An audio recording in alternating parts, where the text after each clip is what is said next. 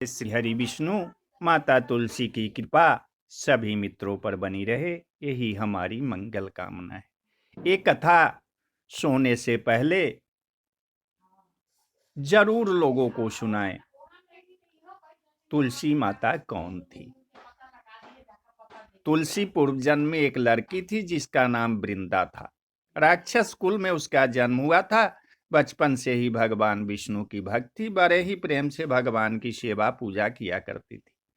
जब वह बड़ी हुई तो उनका विवाह राक्षस कुल में दानवराज जलंधर से हो गया।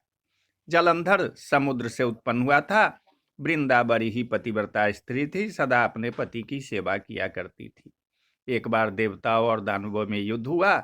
जब जलंधर युद्ध पर जाने लगा तो वृंदा ने कहा, स्वामी आप युद्ध पर जा रहे हैं, आप जब तक युद्ध में रहेंगे मैं पूजा में बैठकर आपके जीत के लिए अनुष्ठान करूंगी, और जब तक आप वापस नहीं आ जाते मैं अपना संकल्प नहीं छोड़ूंगी। जलंधर तो युद्ध में चले गए और वृंदा व्रत का संकल्प लेकर पूजा में बैठ गई। उनके व्रत के प्रभाव से देवता भी जलंधर को ना जीत सके। सारे देवता जब हारने लगे तो विष्णु जी के पास गए। सबने भगवान विष्णु से प्रार्थना की तो भगवान कहने लगे कि वृंदा मेरी परम भक्त है, मैं उसके साथ छल नहीं कर सकता। फिर देवता बोले, भगवान दूसरा कोई उपाय भी तो नहीं है, अब आप ही हमारी मदद कर सकते हैं। भगवान ने जलंधर का ही रूप रखा और वृंदा के महल में पहुंच गए।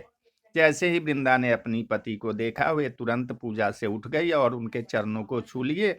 जैसे ही उनका संकल्प टूटा, युद्ध में देवताओं ने जलंधर को मार दिया और उसका सिर काटकर अलग कर दिया। उनका सिर वृंदा के महल में गिरा। जब वृंदा ने देखा कि मेरे पति का सिर तो कटा पड़ा है, तो फिर ये जो मेरे सामने खड़े हैं ये कौन है? उन्होंने पूछा, आप कौन है जिसका स्पर्श मैंने किया? तब भगवान अपने रूप में आ गए, पर वे कुछ ना बोल सके। वृंदा सारी बात समझ गई।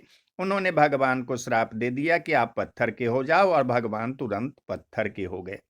सभी देवता हाहाकार करने लगे, लक्ष्मी जी रोने लगे और प्रार्थना करने लगी। तब वृंदा जी ने अपने भगवान को वापस वैसा ही कर दिया और अपने पति का सिर लेकर वे सती हो गई।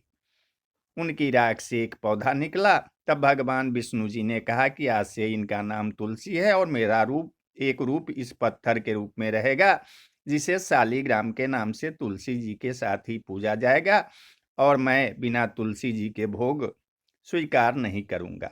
तब से तुलसी जी की पूजा सभी करने लगे और तुलसी जी का विवाह शालिग्राम जी के साथ कार्तिक मास में किया जाता है। देवउठावनी एकादशी के दिन इसे तुलसी विवाह के रूप में मनाया जाता है। जय माता तुलसी, जय माता तुलसी।